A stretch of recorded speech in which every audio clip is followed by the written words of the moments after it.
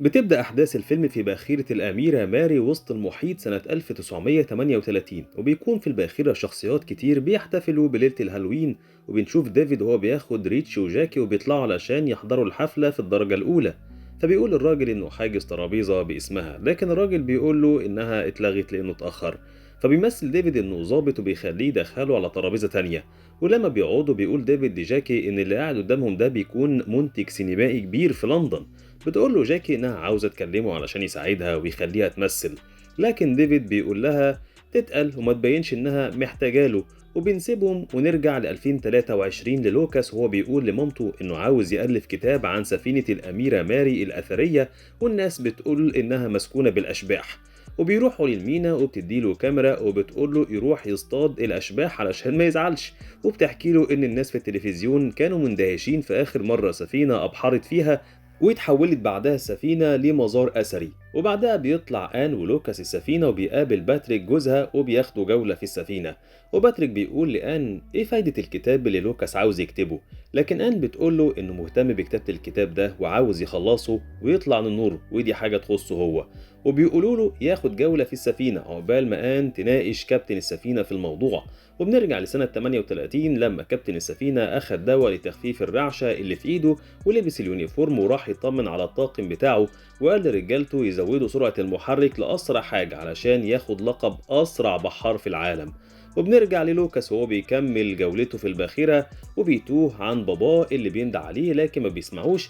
فبيلاقي كارت جوه اسانسير وبيدخله، لكن فجأة الاسانسير بيتقفل وبينزل لوحده. وبنشوف آن وهي بتقابل كابتن السفينة تشارلز علشان تكلمه بخصوص كتاب لوكاس اللي عاوز يألفه. في الوقت ده بيوصل لوكاس لآخر دور من السفينة وبيسمع أصوات غريبة واللي كانت بتشبه أصوات عمال السفينة لما حذروا الكابتن من زيادة السرعة، لكن ما سمعش كلامهم. بعدها بيستكشف لوكاس المنطقة وبيحاول يلقط صور لأي حاجة يشوفها. وبعدها بتشرح آن للكابتن موضوع الكتاب اللي لوكاس عاوز يألفه، لكن الكابتن بيقول لها إن حقيقة السفينة أغرب كتير من الحكايات اللي بيسمعوا عنها. فبتطلب منه ياخدها في جولة في السفينة. وفجأة لوكاس وهو بيلقط صور بيحس بحد بيزقه في المسبح، وبيفضل متعلق لغاية لما حاجة بتشده جوه المية. وقتها بتكون آن بتتكلم مع تشارلز وبتقول إن الكتاب هيغطي كل شبر في السفينة، لكن تشارلز لما بيلمح خريطة المركب بتتحرك بيستأذن منها وبيمشي بسرعة. وبيكتشفوا بعدها إن لوكاس وقع في المسبح وطلع وهو باين عليه إنه كان مصدوم من اللي شافه. ولما بيروحوا البيت تشارلز بيتصل عليها وبيقول لها إنهم وافقوا وهيفضلها الباخرة يوم كامل لوحدها. وبنرجع لسنة 38 تاني لما جاكي قامت علشان تقدم نفسها للمخرج الكبير، وديفيد حاول يمنعها لكن اتشجعت وراحت لوحدها. ولما بتروح تقدم نفسها للمخرج لكن بيحرجها جامد فبترجع زعلانة. وبعدها ديفيد بيروح له وبيتحايل عليه علشان يشوف عرض بنته، لكن المخرج بيسأله انت مين. وبنرجع لآن وباتريك لما بيقابلوا تشارلز اللي بيرجع في كلامه وبيقول لهم ان السفينة محتاجة تتصلح الأول وما ينفعش يستضيفهم فيها دلوقتي. ولكن آن بتقول له إنها سابت لوكاس تعبان لوحده في البيت مع جدته عشان عارفة إن دي فرصتهم الوحيدة. وبتتحايل عليه علشان يوافق فبيوافق. بعدها بتروح هي وباتريك لأوضة 474 اللي ليها حكاية قديمة. وبنرجع لديفيد والمخرج بيقول له يخلع قناعه، ورجالة المخرج بيشيلوا قناعه وبيتريقوا عليه لأن بقه متشوه. وبعدها ديفيد بيتضايق وبيمشي ويسيب الحفلة. وريتش بتروح وراه وبتحاول تهديه وتقول له ما يزعلش نفسه. وبعدها بيروح ستيوارد الممثل المشهور ويحاول يجبر بخاطر جاكي وبيقول لها تقوم ترقص معاه، وجاكي بتفرح جدا ومش بتصدق نفسها. وبنرجع لباتريك وآن وهما بيجهزوا حاجتهم في الأوضة، وآن بتبقى متضايقة من باتريك وبتكون مش عاوزة تتكلم معاه علشان كان رافض فكرة كتاب لوكاس وما كانش مهتم بيه. وبتفتكر ليلة لما طلعت تشوف لوكاس وهو بيحاول ينط من الشباك ولما جت تنقذه اتقفل الشباك على ايديها. وبنعرف ان ديفيد لسه عايش ليومنا ده في الدور الاخير عند المسبح في الباخرة.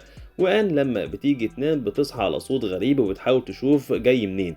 في الوقت ده كان باتريك بيجيب بسكوتة لكن اتعلقت منه في المكنة فبيحاول يجيبها. وآن بتتخيل ايد طالعة من تليفونها وبتخنقها. وبعدها بتشوف الناس الميتة اللي كانوا في السفينة فبتتخض وما بتفوقش غير لما باتريك بيرجع. وبنرجع لريتش وهي بتدور على جاكي وما لقيتهاش، وجاكي بتكون بترقص مع ستيوارد في عرض مسرحي وسط اندهاش من الناس كلهم.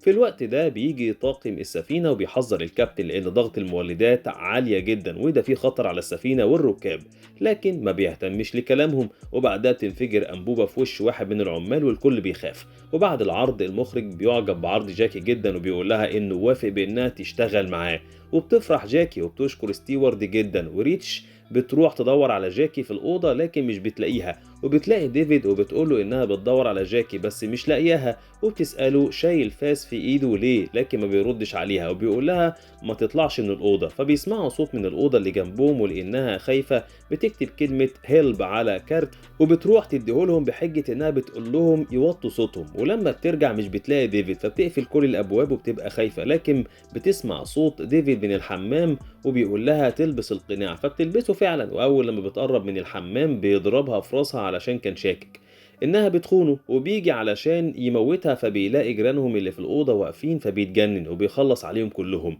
ولما بيرجع مش بيلاقي ريتش وبتبقى مستخبية في الحمام، فبيروح وبيخلص عليها في مشهد كله وحشية. وبنرجع لتشارلز وهو بيكلم السيد توريس وبيقول له انه منع زيارة السفينة يومين 3، لكن السيد توريس بيزعله وبيقفل السكة في وشه. بعدها بنشوف باتريك وهو بيضمد ايد ان وبتقول له انها مشتتة ومش عارفة هتلاقي حمام السباحة فين لان مش معاها خريطة المركب، لكن بيقول لها انه عارف مكانها. وفجأة النور بيقطع وتشارلز بيرن عليهم وبيقول لهم ان المكان ده خطر ولازم يمشوا دلوقتي حالا. وبعد ما بتقفل السكة الإزاز بيتكسر فجأة فبيجروا، وتشارلز بيجهز مسدس وبيروح يشوفهم. وبنرجع بفلاش باك لما حد من طاقم السفينة راح للكابتن وقال له إن المولد الأمامي اتحرق وحصلت جريمة قتل في الباخرة، وبيحكي له قصة ديفيد وإنه اتجنن بعد ما طلع من ساحة الدرجة الأولى وقتل ناس كتير جدا. والكابتن بيطمنه وبيقول لمساعده إنه حضر غرق سفينة قبل كده وشاف الناس وهي خايفة وأكيد مش هيسمح بده تاني. وبنرجع لباتريك وآن وهم بيجروا فبيلاقوا شبح واحدة بتعزف بيانو، مفاجأة بتتجنن وبتتخبط دماغها في البيانو، فبيخافوا وبيجروا وبيفضلوا يدوروا على حمام السباحة لغاية لما بيلاقوا صورة للكابتن فبيعرفوا مين، فبيمسكها باتريك وبيبدأ يكسر في الصورة وشبح الكابتن بينزف أكتر وأكتر. وبنرجع لسنة 38 لما طاقم السفينة بيسمع صوت صريخ، والظاهر وقت ما ديفيد اتجنن وقتل جاكي في الوقت ده باتريك بيوصل لحمام السباحة وبيلاقي الكاميرا بتاعة لوكاس، وبنشوف وقت ما القبطان ومساعده بيلاقوا ديفيد قتل 2 من طاقم السفينة فبيبعتوا استغاثة. وباتريك بيطلع الفيلم من الكاميرا علشان يعرف ديفيد مستخبي فين، وباتريك وآن بيكتشفوا ان القبطان وطاقم السفينة سنة 38 عذبوا واحد اسمه ديفيد ودفنوه تحت حمام السباحة، وان روحه اتجنست مع السفينة وده اللي خلاها تنجو من الغرق، وان كل ما يعذبوه اكتر كانت السفينة بتقوى اكتر واكتر، وان الشبح هو السبب في كل الاختفاءات اللي حصلت بعدها على السفينة. وفجأة آن وباتريك بيلاقوا شبح ديفيد بيطلع من حمام السباحة، وآن بتتخيل لوكاس بيجري فبتطلع تجري وراه، وباتريك بيتواصل معاها على اللاسلكي فبتقوله انها راحت ورا لوكاس وانها جنب اوضه رقم اي 100، فبيقول لها ما تتحركش وهو هيجي لها حالا. وبنرجع لسنة 38 لما جرس الإنذار ضرب والناس كلها طلعت لسطح السفينة، والقبطان جهز بندقيته عشان يخلص من ديفيد، وقام بتتمشى في الطرقة فبتسمع أصوات ناس كتير من اللي كانت أرواحهم بتغرق في السفينة. وباتريك بيقابل تشارلز اللي بيقوله يجي معاه علشان يطلعهم، لكن باتريك بيقوله إنه عارف كل حاجة وإنه المسؤول عن موت الناس سنة 38، وإن لوكاس صور كل حاجة وهيسلم الصور للشرطة، فبيضطر تشارلز يضرب عليه نار عشان ما يفضحش سره. لكن باتريك بيجري بسرعة، وفي نفس الموقف القبطان كان بيجري ورا ديفيد بالبندقية، فبيسمع باتريك وبيشوف أرواح كل الناس اللي ماتت على الباخرة.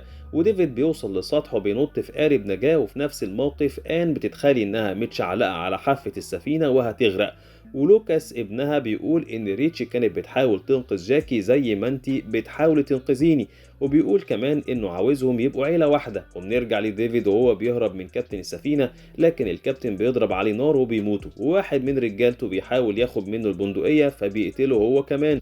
وبعدها بيقول للفرقة الموسيقية تعزف موسيقى حلوة وبيقعد يشرب سيجارته على سطح السفينة ولا كأن حاجة حصلت. وتاني يوم تشارلز بينظف نفسه بيروح يشوف باتريك وآن اللي باين عليهم الصدمة من اللي شافوه امبارح، وباتريك بيرمي ميموري الكاميرا في الزبالة وتشارلز بيراقبهم لغاية لما بيمشوا، وبيلاقي بعدها الشرطة جت فبيفكر انهم هيقبضوا عليه فبيفكر ينتحر، لكنهم بيقبضوا على باتريك وكمان بيقبضوا على آن بتهمة قتل ابنها، لأن حد من الجيران قال إنها قفلت الشباك عليه وسابته خلته يقع. الظاهر كده إن آن اتجننت وفقدت صوابها، وكل ده كان وهم في دماغها. وتشارلز بيكمل شغله على السفينة وبيقول إن أشباح الناس هتفضل ساكنة السفينة العمر كله، ومحدش هيقدر يطلعها منها، وهيجننوا أي حد يدخل السفينة. وبكده يكون خلص فيلم النهاردة. ما تنسوش تعملوا لايك وسبسكرايب للقناة، وتكتبوا لنا رأيكم في الكومنتات، وقولوا لنا آرائكم ومقترحاتكم للقناة عامة.